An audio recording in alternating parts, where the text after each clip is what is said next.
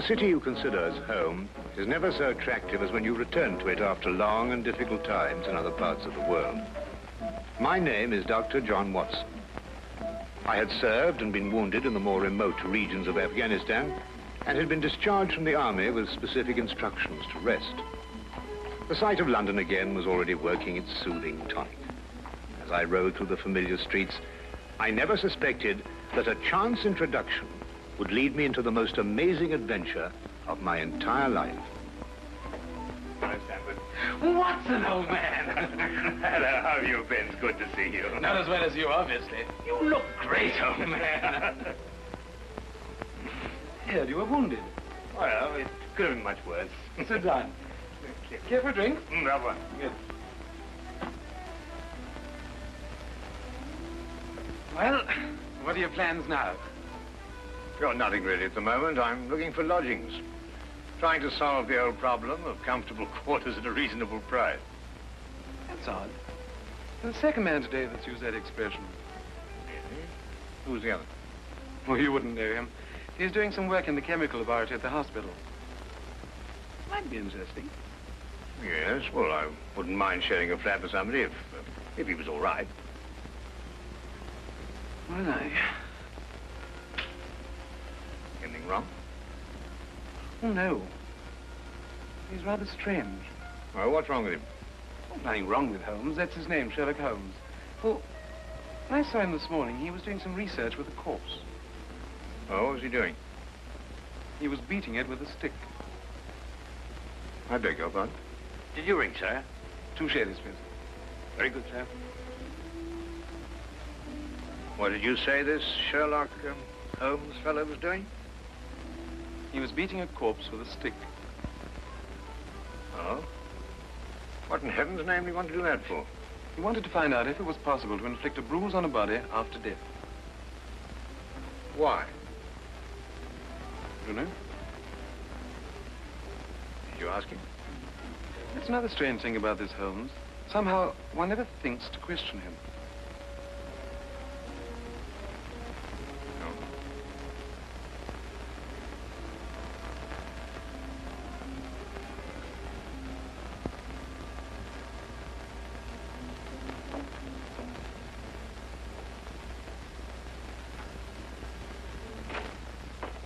It works. It really works. You realize you've just entered the greatest chapter in the history of forensic medicine. You're Dr. Watson. Yes, I am. What works? A foolproof test for hemoglobin. You realize what this means, of course. No, I don't. You must be Sherlock Holmes. It will create a revolution in criminal investigation. Yes, I'm Holmes. How did you know I was Watson? Because you've just come back from Afghanistan. How do you do? How you do? How did you know I'd just come back from Afghanistan? Well, it's written all over you. The problem has generally been that a man is suspected of a crime months after the crime is committed. Then when they find bloodstains on objects of clothing, they can't be sure if it's blood, mud, or rust stains. But this solves the whole thing, of course. Oh, of course. Of course. Stanford told me you're looking for someone to share a flat you'd found. You know, if this test had been in existence a year ago, it would have meant that von Bishop of Frankfurt would most certainly have been hung. And that goes for Mason of Bradford, Muller, and O'Fay, naturally. Naturally. Who are these people? Did you know, I'm delighted to meet you, Watson. I think you'll like the flat. It's in Baker Street, by the way. Oh, we could pop round this afternoon and have a look at it if you care. Yes. Oh, yes, rather. I'd like that. Good. Did you mind if I play the violin? No, go right ahead. No, I mean now. I mean when we're sharing the flat. Oh, no, of course not. I like a bit of good music. Oh, good. I'm not very good. Oh. Tell me, Holmes. Yes. How did you know I just got back from Afghanistan? Well, it's obvious. Now, that's what you said before. It isn't a bit obvious. You're a doctor, that much we know. Huh? But with the air of a military man, therefore an army doctor. You've acquired a sunburn. I know it's not your natural color because your wrists are white. Your eyes tell me that you've recently been ill. I'd say some sort of tropical fever. You use your left arm stiffly as though you've sustained a wound. Now the problem becomes, where would an army doctor have contracted a fever, sustained a wound? The answer, my dear Watson, is in the present campaign in Afghanistan, naturally. Naturally. Of course, it's obvious. Naturally. We examined the rooms at 221B Baker Street that afternoon and promptly moved in on the following day. I had, at this point, known Sherlock Holmes for only 24 hours. But the man's fantastic powers of perception, coupled with the almost unpredictable personality I'd ever encountered, kept me in a state of constant surprise when I wasn't being shocked. It was unbelievable, the things he knew and the things he didn't know. Now, really, my dear Holmes, you mean to tell me you didn't know that the Earth moved round the sun? Really? But every school child knows that. Well, now I know it, too. And I shall promptly proceed to forget it. But why? Yes. Why? Why should I remember it? Well, because it's a natural phenomenon. Well, is it important? Does it affect us? If you told me the Earth went round the moon, would it make any possible difference to our way of life? Well, to put it that way, no. Then it's useless information, and I shall do my best to forget it. I advise you to do the same. At times, I thought the man was joking and simply having a bit of fun at my expense. But I soon learned that he was in dead earnest. I also, unknown to him, made a brief classification of the man's knowledge. Literature? Nothing. Philosophy? Nothing. Astronomy? Nothing.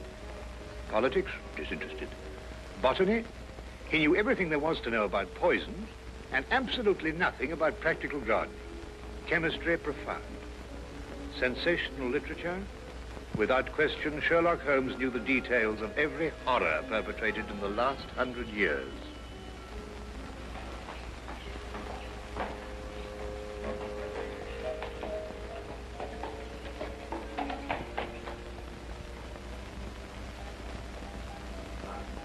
I believe we have a visitor.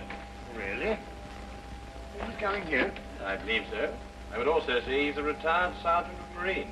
Oh, you know the man? I've never clapped eyes on him before in my life. Well, in that case, that's one of the wildest statements I ever heard. How can you possibly guess he's a retired sergeant of Marines? You've never seen him. A guess, my dear Watson. A calculated deduction. Yes, he is coming up here. Do you mind if I ask you his profession? Oh, by all means. Now, where did I put my violin case? Hmm? Oh, it's over here. There you are. Ah, my old friend. Come in. Excuse me, gentlemen. I have a message here from Mr. Sherlock Holmes. Thank you.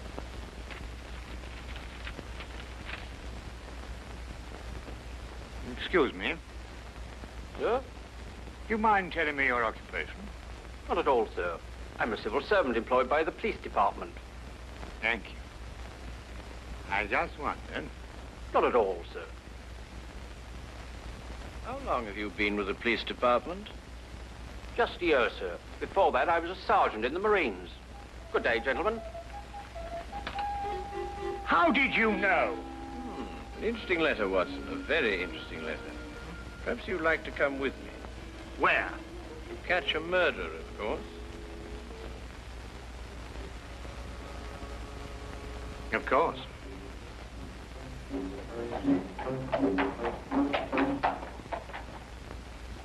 How did you know that that man was an ex-sergeant of Marines? Who? A messenger from the police. Oh, yes, the retired sergeant of Marine. That's what I said. Well, there's nothing mysterious about such observations, my dear Watson, but unfortunately, when explained, they lose their romantic order of mystery.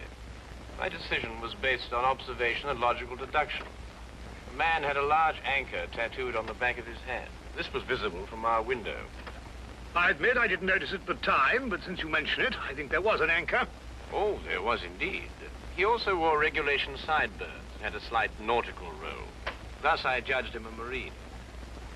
Oh, guess, I grant you, but only a refinement of guesses one makes every day. Don't be so disgruntled, Watson. Test your own powers of observation. We are entering the perfect situation. Oh, what are we entering? A house that holds a murdered man.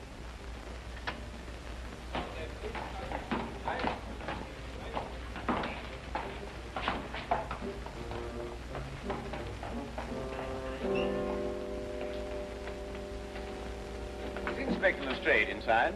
Yes, sir. May I have your name, please? Yes, Sherlock Holmes. This is Dr. Watson. Oh, that's quite all right, sir. Inspector Lestrade gave instructions to admit you. Oh, good. Oh, by the way, has the body been removed? No, sir, but the medical examiner's just gone. Oh, thank you. Let's hope they haven't moved things about too much. The police forces of the world seem to have an organized science of messing things about. Oh, I wouldn't say that, Holmes. Now then, move along there, everybody. Move along. There's nothing to see today. I don't know. I swear I don't know. I tried to help him. Don't you believe me? I had to do what I could. It was instinctive. It was instinctive for a woman like you to commit murder. That's not true. You know it's not true.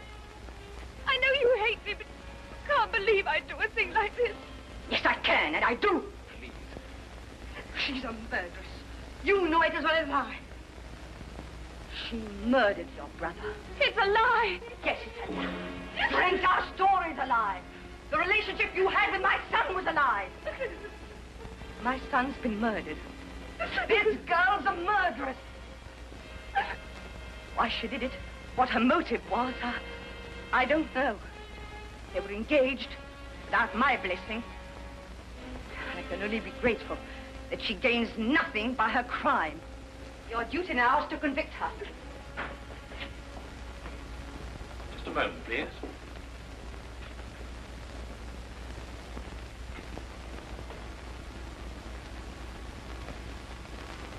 Notice the angle of incision, Watson. Yes.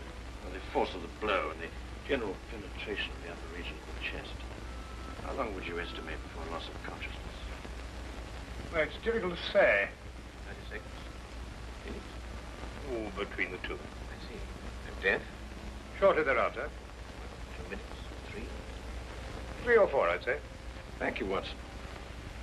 All right, take him out. Ah, forgive the interruption. I would prefer to have been invited before the body had been moved. I thought you'd be interested, Holmes. Oh, thank you, Lestrade. Well, may I introduce my friend, Dr. Watson, Inspector Lestrade of Scotland Yard? How do you do? How do you know? So you're completely stuck, eh, Lestrade? What do you mean? Well, you thought I'd be interested. Why don't you admit it? You're in a jam. Magnificent cabinet work, don't you think? What you say isn't exactly true, Holmes. I've done you a favor. This is an interesting case. Of course, there are 1 or 2 unexplained details, but I don't believe it'll be long before we're What's clear. your principal problem? There's no motive. I found this girl with a knife in her hand. My brother lying dead on the floor. I found Peter on the floor. I tried to help him By stabbing him? by removing the knife. Anybody would have done the same thing. I love him. Oh, my dear young lady, there's no cause for you to alarm yourself. No one's accusing you of, well, of what happened. This would be a clear-cut case if only she had a reason for murdering him. There happened to be a policeman outside the house during the murder, and he said that no one came in except her. Well, what about the others? Who benefits by her death? Well, no one. The estate was left in such a way that if he died before he married, everything went to charity. My dear Inspector Lestrade, he didn't die before he married. This young lady and the man whose body was carried out of here had been married for at least a week. In the event of his death, I imagine everything passes to her.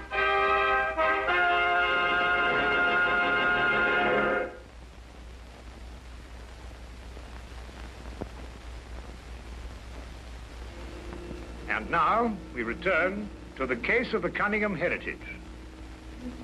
How did you know they were married? Weren't you?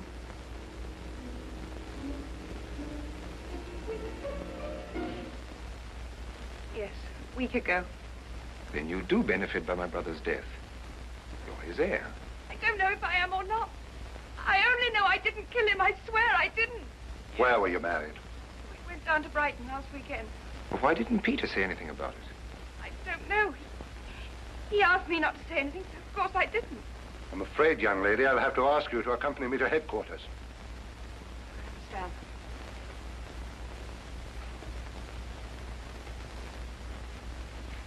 Excuse me, Inspector. I think I should tell my mother. Oh, yes, of course. Tell me, Holmes, how did you know they were married? Well, the man's hands had the remains of a sunburn and the fading marks of a narrow ring, but not as yet that indentation of the finger a ring generally leaves. A weekend in the sun at Brighton explains the whole thing perfectly. I didn't notice these things. Yes, I know. The young lady's hands were also sunburned, and to the same degree. Then the case is solved. Yes, it would appear so, wouldn't it? What are you looking for? Now, do you see that? What? Here, use this. Why, that's only the cut in the carpet. Yes, but it's a fresh one. Yes, but what does it mean? That's a good question. We'll stop looking for clues now, Holmes. Oh, you've solved the case then. Completely. Oh, splendid. Seems this girl had a record.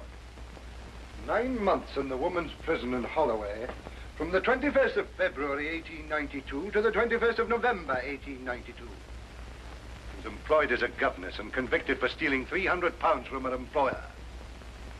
It's quite true. I knew you'd find out sometime. I made a mistake 5 years ago, but I paid for it. But Peter knew all about it before we were married. I never tried to hide it from him. You didn't know what else you had in mind. I had nothing else in mind except that I loved him. I'm afraid I must ask you to go with the office on this. Rather, madam.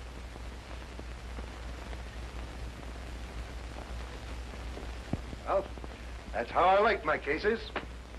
Fast and simple. Oh, you must tell me some more about it. Well, there's nothing to tell, really. Her story was that Peter asked her to call here at 10 sharp.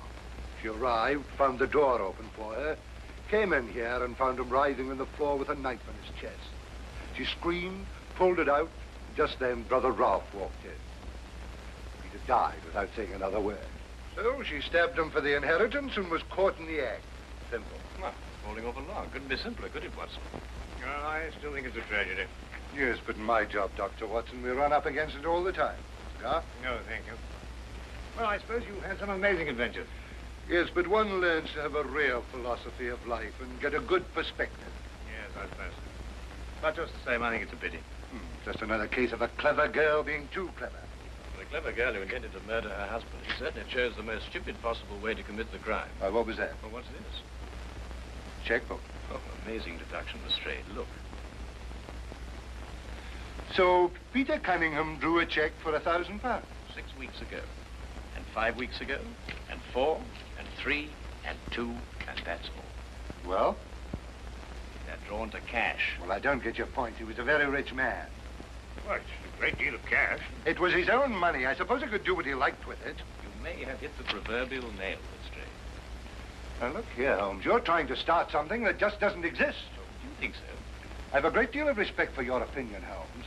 But your trouble is that you can't leave things alone. If there isn't a mystery, you have to make one, or you're not happy. You're right, I'm not happy. There are marks on the carpet indicating a struggle. The man whose body was carried out of here was over 6 feet in height. If he had struggled with the girl who had left here, I don't think he'd have lost.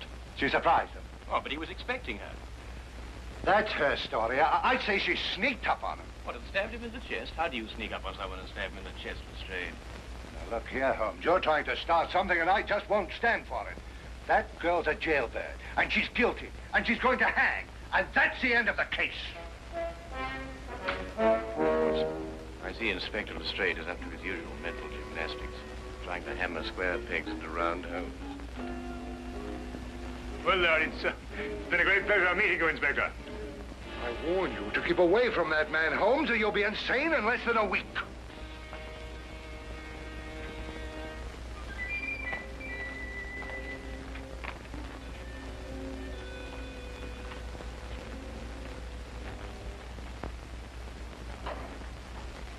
What time is it? Oh, 10:30.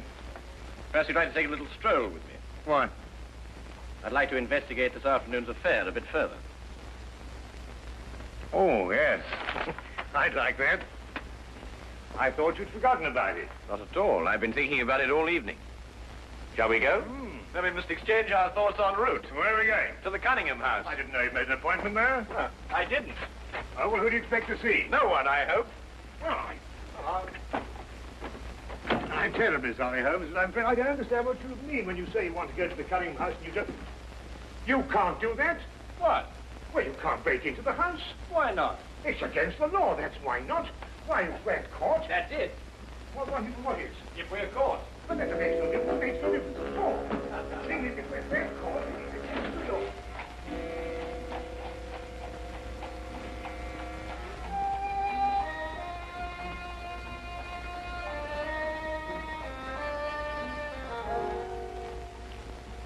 quickly now.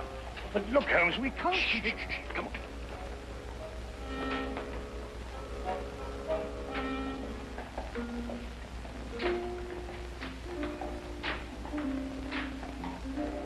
Good evening, Inspector. Good evening, Sergeant. Everything all right? Yes, sir. I just thought Sherlock Holmes might have dropped by. Where'd you get the key? The key's a burglar's too. A burglar's too? Street clear? Yeah.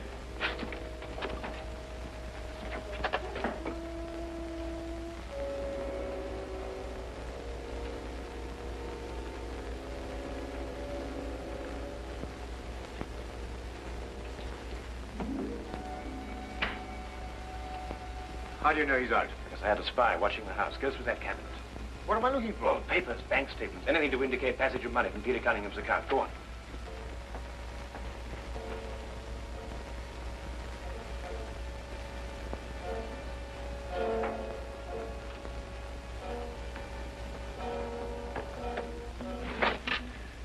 It's absolutely ridiculous. Looking for something and you don't know what in order to catch somebody and you don't know who.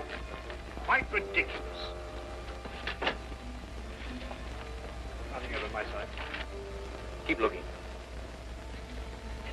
Who do you think's got it? Whatever it is we're looking for. Why did Peter Cunningham try to hide the fact of his marriage? A week or a month would the main indifference as far as his mother was concerned. She would never have consented to his new bride anyway.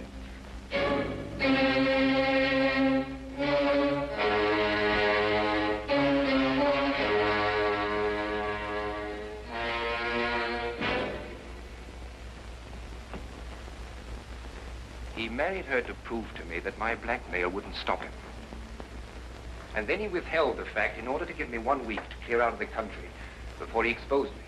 The money he paid you went to buying up your promissory notes. I was being pressed, Mr. Holmes. My brother's engagement to a jailbird gave me a perfect opportunity to extract a little money from him. In fact, if he hadn't been such a bullhead, it would have gone on for quite some time. A jailbird, as you put it, makes the perfect murder suspect. Perfect, Mr. Holmes. And you and Dr. Watson make perfect burglary suspects. When I report your death to the police, they can't possibly blame me for defending the sanctity of my home.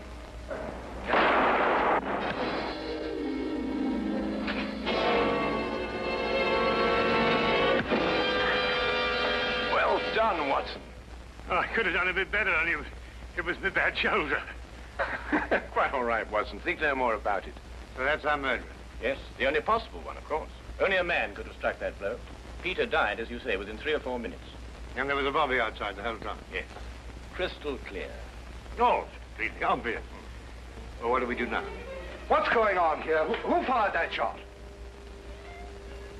We will sit with the good inspector, and with the aid of our evidence, a bit of logic, and a few simple diagrams, we will endeavor to convince him that night follows day and that 1 and 1 inevitably makes 2. How did you two get in here anyway? Now, Inspector, calm yourself, calm yourself. Come, sit down. Now, there's a good fellow. Sit right here. Now, you see, we have a great deal to talk about.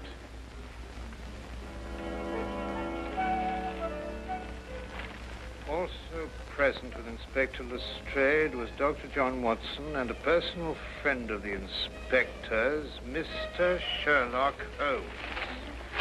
This is ridiculous. It's fantastic. This isn't the way it happened at all. This will revolutionize investigation, Watson. This whole account is a lie. Fingerprints, Watson. That's the coming thing. Oh, nonsense. What are you going to do about this? A bit more research. Here, give me your fingers on this sheet of paper. Oh, were you going to sit there with these disgusting little smudges and let them get away with this? Beg your pardon? Well, I won't. They're going to hear from me. Brilliant Inspector Lestrade, indeed. Why, it took you 3 hours to convince that bonehead. I don't know. Never in mind his eyes by her. This young lady was innocent.